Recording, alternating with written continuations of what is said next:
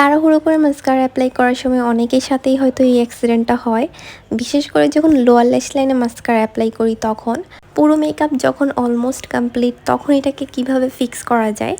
আমি নর্মালি এটাকে ফিক্স করি, ফার্স্ট এটাকে ধরি না, একদম পুরো ড্রাই হতে দিই।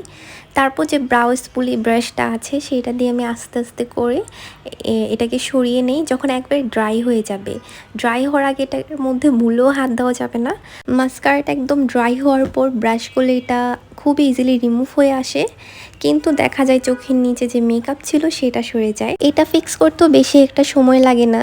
যেই জায়গায় মেকআপটা সরে গিয়েছে সেখানে হালকা একটু কনসিলার অ্যাপ্লাই করে সেটাকে ভালোভাবে ব্লেন্ড করে পাউডার দিয়ে সেট করলেই হয়। তখন একদমই বোঝা যায় না যে একটু আগে আমার মাস্কারা একদম লেটে বেটে আমার আন্ডার আইস ব্ল্যাক হয়ে গিয়েছিল। আর এই তো আমার ফুল মেকআপ কমপ্লিটের পর বোঝাই যাচ্ছে না যে একটু আগে আমার চোখের নিচে বড় ধরনের একটা যুদ্ধ হয়েছে।